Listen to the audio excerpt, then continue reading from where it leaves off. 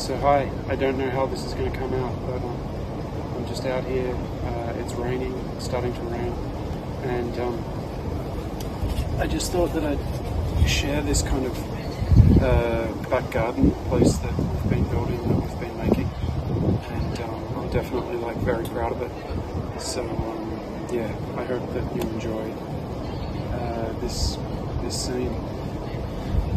Now tonight I just wanted to talk about some of the jobs that I've been coming across. There's definitely a lot of jobs that are available, and that's a good thing, but I know that a lot of people are nervous about starting their job, and they want to know how to get respected fast and how to be successful in their job. So in this video I want to share a few tips that I have developed over my teaching career. And yeah, I definitely have taught in so many different places, and I've never been actually I guess that's the wrong thing to say because it's not true, but I haven't been frog marched out the door for anything. I haven't been given warning letters. I've just normally, the only times I've lost my job is basically when there were problems in the industry, and that can happen to anyone. So yeah, or a personality clash, whatever. Anyway, I'm not going to go there right now. But one of the things that I definitely can recommend is being early. That sounds really obvious, but if you're 20-30 minutes early, and everyone knows about this, but I'll just say it here anyway, the vibe that you have, how you are, how you seem. Because if you rock up 5 minutes before your class, you're going to have a sort of frantic energy. I always sort of used to laugh at people that rocked up to work an hour early when I used to work at Wall Street English. I used to think that was just kind of really crazy, even though we were sort of told to do that. We weren't paid for that time, so I cottoned onto it and just stopped I guess showing up so early after a while. And some people used to even show up 2 hours early just to show their full commitment.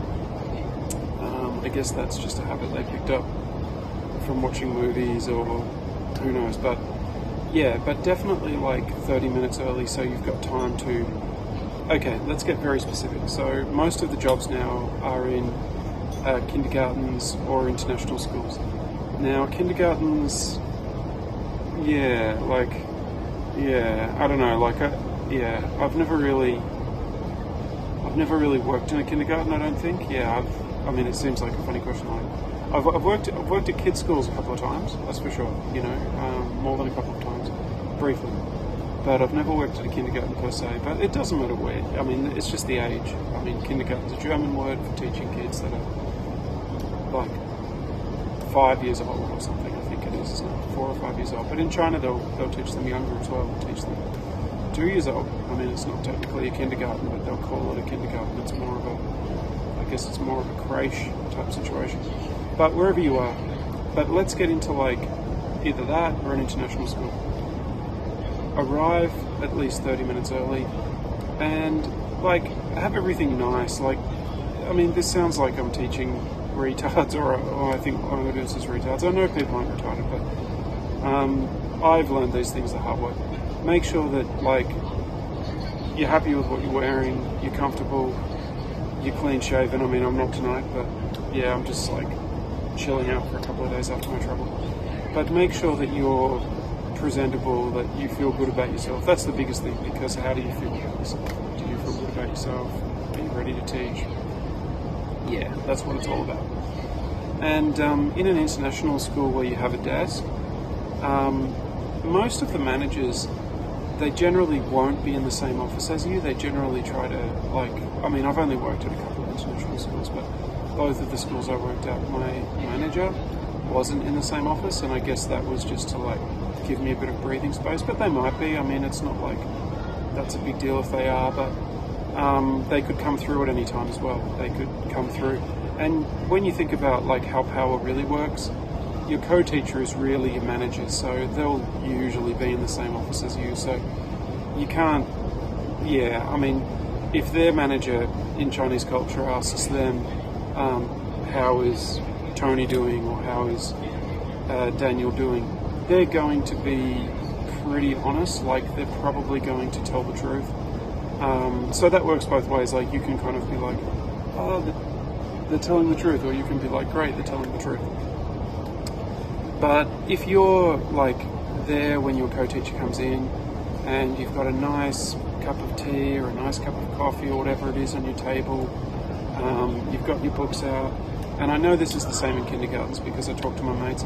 They don't just walk into their kindergarten and just like, you know, like do a dance. They have lesson plans, they have all that stuff. It's nice, it's professional, you know. So if you're there and you've got your lesson plan there, or you've got your books, or you've got your ideas, and you're sort of taking notes, I would just consider that to be and remember, this advice, where is it coming from? It's coming from the place of like, you're not going to have any problems, okay? That's where it's coming from, all right? That's where it's coming from. So I'm just preparing you for that kind of work experience. I've just realised as well, it's probably going to be the sound of the air conditioner because I put the phone on top of the air conditioning unit, but that's okay. Not a big deal. My camera person is on strike, so yeah, not much I can do about that. And there's a plane overhead as well, so yeah, we had thunder and lightning before, but it seems to have eased off a bit. But anyway, this is designed so that you have,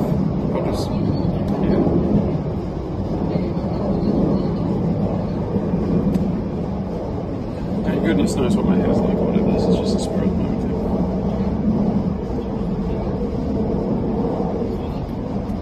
But yeah, getting back to it.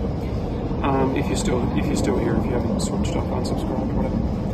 But yeah, this is designed so that you have no problems. Okay, so your co-teacher comes in or your supervisor comes in, you've got stationery. Okay, so it's really, yeah, like, I've been planning this for a long time, actually, a video like this, but I haven't got a script or anything like that, so I'm jumping around, but it's got my full attention. Stationery. One of the best things you can do is have really good stationery. Have a couple of pens there. I've seen foreign teachers, and I don't want to go off on some tangent of like, this guy was the worst teacher, or this guy was the dumbest teacher, or whatever, because I don't believe in that. You know, like, most of the teachers are trying to do a good job. I mean, I haven't seen a whole bunch of horror stories like that, but I have definitely seen a couple of like almost horror stories, and you don't want to be that guy. Yeah, I've seen some horror stories. So guys that are just like totally unprepared. So what don't you want to be? You don't want to be that guy that's sitting at their desk, breakfast on your shirt, you haven't shaved, and you just sort of like seem like you're about to have a panic attack, and you know, your co-teacher comes in and you're like, do you have a coffee? You know, something like that. Because you're just like, yeah, I mean, why are you teaching little kids? You are a little kid. They should be like your classmates in that type of situation. So yeah, you definitely want to, but stationery is a big one. I always spent money on stationery. Like, every job I ever had at an international school. And I think it was quite clever of me, really, you know, because I just looked like I was, I definitely was preparing. Okay, so I worked at the high school of an international school, grade 9, 10, 11. And I ended up working for about a year in the primary school, teaching the grade 5s and 6s for a year, like 2 days a week or 3 days a week. And both times I did this, and I think I was quite clever. I might have overdone it because I just started maybe losing my mind towards the end there. It was during zero COVID, you know. But I always spent a bit of money on stationery, so my desk always looked really nice. Like, my desk had really good books, like, not the best books in the world. I just mean like some books, you know, like new books for writing notes. And after my classes, I used to often, what are you doing? Oh, I'm reflecting on my class. I'm in my reflective journal. I had like a charger bank, you know, so I could charge anyone's phone. So I was useful in that way, you know, multi-adapter. I had wet wipes, you know, so I could wipe up a mess. I had like a couple of pencils. I had a couple of pens. I never got to the point of like having lollies and stuff, but I always had like instant coffees. I often had snacks like little biscuits, seaweed, stuff to snack on between classes. I had paper. I usually would have my laptop set up there. Yeah, like, okay, so I learned this. I didn't just come up with it in my mind, but I have always had this kind of theatrical kind of mind for deceiving employers, I guess, is the way you put it. But yeah, it is what it is. Guilty. But yeah, I also adapted it from some people I saw. I remember this guy, this American guy, he had like, and he was a really good teacher. He was the real deal. He wasn't like pretending, but he had like this amazing desk, like covered in students' artwork, covered in the notes. He had binders. That's another good idea, you know, have a couple of binders there, you know, full of things, and some ESL books, stuff like that. Okay, I'm telling you guys, like, you know, you might be looking at this and thinking, oh, he's a comedian, or, you know, he should go on the Joe Rogan show or something. I'm not being a comedian. I'm telling you the truth. Like, these pieces of advice I'm giving you, you're not going to have any problems if you follow these pieces of advice, because it's just like you're getting respected fast. You know, like you do this stuff, you set up your desk like this. Okay, where's my desk? Oh, this is my desk.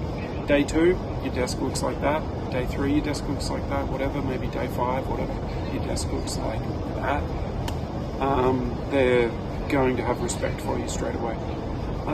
Okay, so stationery, binders, instant coffees, snacks, neat, all that kind of stuff. You're there, ready to go.